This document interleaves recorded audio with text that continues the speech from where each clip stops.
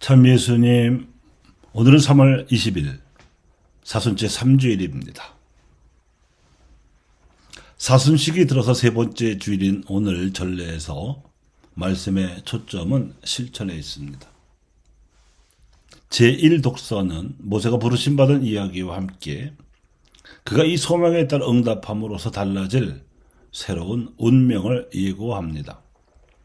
또한 제2독서는 모세의 소명과 그 응답을 통해 하나님 백성이 된 이스라엘 민족의 역사를 상기시키며 이제 믿음의 목표와 대상인 그리스도로 선명하게 계시되었음을 깨우쳐주는 바울의 편지인데, 이러한 깨우침 안에는 바울 자신도 자신의 삶을 완전히 전환시켜 로마 제국 내 이방인들에게 복음을 전해야 했던 새로운 운명이 깔려 있습니다.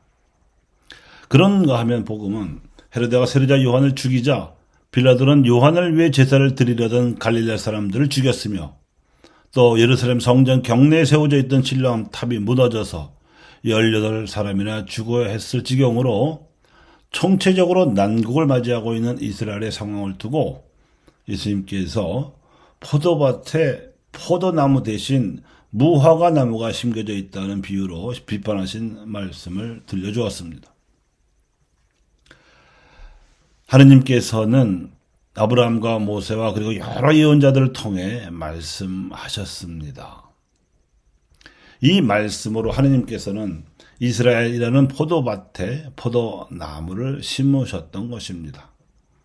그러니 이스라엘 백성은 포도 열매를 맺게끔 농사를 지어서 소출을 포도밭 주인이신 하느님께 바쳐 드려야 했습니다. 그런데 거짓 목자로 우상 숭배를 일삼았던 임금들과 대신들과 궁정 예언자들과 성전 사제들이 농사를 짓지 않았고 대신 우상 숭배에서 나오는 불공정과 불이라는 나쁜 열매만 내고 있었습니다. 그러니 로마 제국이라는 나라가 넘보고 쳐들어온 것이고, 이디베아 출신 헤로데는 그 권세에 빌붙어서 유다인들을 억눌렀던 것이며, 이에 항변한 예언자 요한을 목베어 죽여버린 것입니다. 그런 줄도 모르고 성전을 관리하던 사두가이들은 성전세 수입과 제사용 지물에 눈이 팔려서 성전 경내에 있던 실로암 탑도 관리를 소홀히 하는 바람에 애국에도 성전을 순례하던 유다인들이 무너진 탑에 깔려 죽는 안전사고까지 일어났던 것입니다. 그래서 예수님께서는 포도밭에 세워진 이 몹쓸 나무를 잘라버리려고 하십니다. 그 나무는 포도 열매를 낼 수 있는 포도나무가 아니었던 것이고, 제때 열매를 내지 못하는 무화과 나무와 같이 쓸모없는 나무였습니다. 이 나무는 사두가이와 바리사이로 대표되는 당시 유다교였고, 신정일치 체제로 연명하던 이스라엘을 지배하던 빌라도와 헤로데의 사회이기도 했습니다. 사도 바오로는 이 같은 예수님의 역사의식과 사회의식을 전제로 고린토에서 만난 이방인 신자들에게 이스라엘의 역사에 나타났던 하나님의 계시를 전해 주었습니다. 그들이 받은 그리스도의 세례는 사회적 불의가 만연한 이집트를 탈출하여 홍해를 건너온 이스라엘 백성처럼 죄악이 가득 찬 세상에서 하나님 나라로 해방된 처지를 말해준다는 것입니다. 세례 때 그들의 죄를 씻어준 물은 이스라엘 백성을 이집트에서 가나안으로 갈 때 건너온 바다를 상징한다는 것입니다.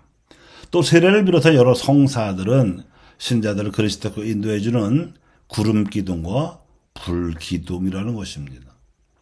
특히 성체 성사에서 받아 모시는 성체는 이스라엘 백성의 시대의 광야에서 먹고 살았던 하늘의 만나와도 같은 것이며, 성혈은 무리와 마사의 바위에서 퍼져나온 샘물과도 같다는 것입니다. 만나를 내려준 하늘, 물이 터져나온 바위, 그 하늘과 바위가 바로 예수 그리스도이시라는 역사적 풀이를 사도 바오로는 구약 성경의 내용과 이스라엘 백성의 역사를 모르던 고린토 이방인 신자들에게 자세하게 들려준 것입니다.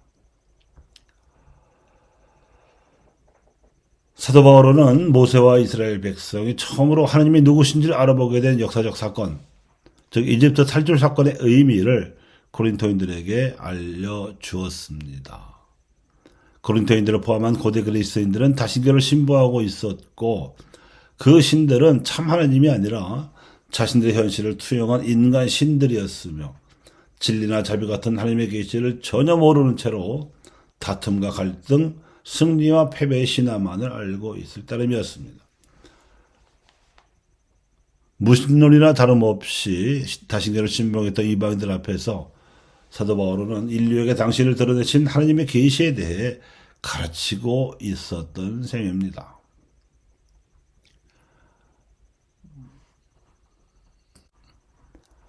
하나님께서는 모든 민족들을 창조하신 주님이십니다. 창조주로서 하나님께서는 인류 역사의 시초부터 지금까지 모든 민족들에게 말씀하고 계십니다. 그런데 그 하나님 말씀을 처음으로 알아듣고 응답한 사람이 아브라함이었습니다. 그는 노아의 후손이었고 막연하게 하나님을 알고 있었지만 애초에 그가 살던 칼데아 우르는 바빌론 문명의 우상 숭배가 창궐하던 땅이어서 그런 사람들이 저지르는 죄악에 대해 염증을 심하게 느끼고 있던 차에 조상들로부터 전해들은 희미한 신앙의 빛으로 하느님의 부르심을 들었습니다. 내 고향과 친족과 아버지의 집을 떠나 내가 너에게 보여줄 땅으로 가거라. 그가 노아의 직계 10대 손이어서 10대조 노아가 남겨준 신앙의 유산 덕분에 그나마 하느님의 말씀을 알아들을 수 있었고 고향을 떠나 낯선 곳으로 떠날 수 있는 용기를 낼 수 있었습니다. 그 후 세월이 한참 흘러 아브라함의 후손 모세가 하느님의 부르심을 들었습니다. 그때 그는 이집트 왕실에서 왕자로 자라나던 40년 세월을 뒤로하고 호렙산이 서 있는 미디안 광야에서 평범한 양치기로 40년째 살아가고 있던 참이었습니다. 80살의 노인이었던 것이죠. 그런데 양떼를 몰고 하나님의 산으로 알려진 호렙산 어귀에 다다랐을 때 불타는 떨기 나무를 보았습니다. 그런데 신기하게도 떨기는 불에 휩싸여 있었을 뿐 타지는 않았습니다. 이것이 모세에게 나타나신 하나님의 표지였습니다. 불타지 않는 떨기. 가혹한 이집트 파라오의 배은망덕한 노예살이와 감독가들의 채찍질과 쉬는 날도 없이 부려먹는 강제의 노역, 이런 가열찬 삶의 조건에서도 언젠가 하나님께서 해방자를 보내주시리라고 희망하던 히브리 동족들의 가녀린 신앙과도 같이 그 떨기는 불 속에서도 타지 않았고 오히려 그 불을 이용해서 빛을 내고 있었습니다. 이 거룩한 표지가 모세의 양심을 흔들어 깨웠습니다. 그리고 깨어난 양심으로 모세는 하나님의 부르심을 생생하게 들었습니다. 이집트에서 고난을 겪고 있는 너의 동족에게로 가서 파라오의 손에서 해방시켜라.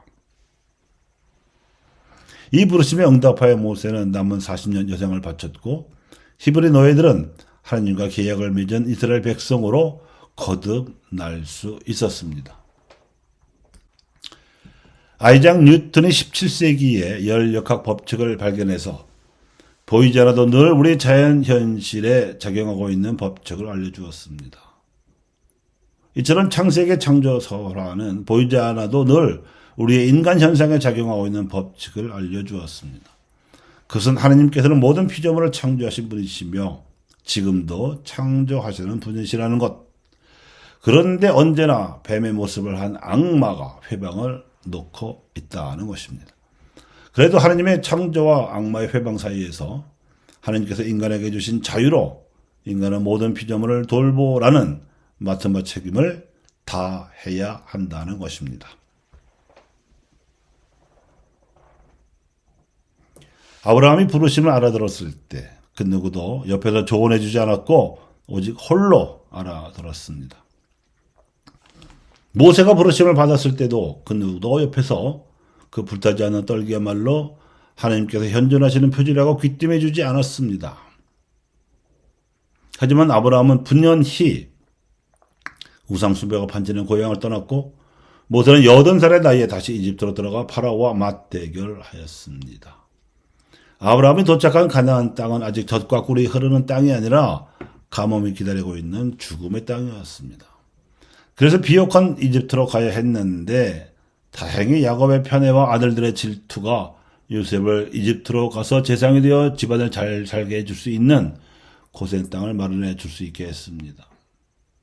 모세가 맞대결을 하러 갔을 때 완고한 바로 이상으로 모세의 속을 썩인 자들은 동족의 지도자들이었습니다. 간신히 이집트를 빠져나와 시나이 광야에서 가나안 땅을 향하여 가는 동안에도 그 지도자들은 자신들의 불신앙도 모자라는 듯이 백성들의 비겁한 믿음과 노예의 근성을 부추겨서 모세를 힘들게 했습니다. 아브라함과 모세처럼 우리도 그럴 것입니다. 실존적인 차원에서는 우리 모두도 아브라함과 모세의 처지에서 하느님과 단독으로 마주 섭니다. 칼데아 우리의 우상 숭배나 이집트의 가혹한 노예 살이를 단호하게 떠나서 하나님께서 약속하신 땅으로 떠날 수 있는 안목과 결심과 용기는 온전히 우리에게 달린 일입니다. 한국교회가 보편교회 안에서 독특하게 지니고 있는 정체성이 있다면 그것은 선교사 없이 자생적으로 생겨난 교회라는 역사적 사실입니다. 그때 어떠한 선교사도 우리 민족이 하나님을 믿도록 도와주지 않았지만 우리 교회의 창립 지역들은 조상대대로 물려받은 하나님 신앙으로 중국에서 전래된 서학 교류서들의 도움을 받아 교회를 세우고 새로운 세상을 꿈꾸었습니다.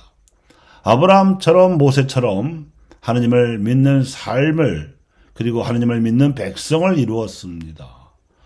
조선 왕조와 노론이 악랄하게 가했던 100년 박해에도 살아남았고 일제가 부려먹은 반세기 식민 통치도 견뎌냈으며 분단과 전쟁, 가난과 독재도 이겨냈습니다. 하지만 아직도 나라 안에는 많이 어지럽습니다. 최고선과 공동선의 가치가 확고하게 자리를 잡지 못하고 여전히 흔들립니다. 그래서 믿는 이들이 중심을 잡아야 합니다. 포도나무에 둘레를 파서 걸음을 주고 하나님 나라의 복음을 선포해야 하는 이유입니다. 감사합니다.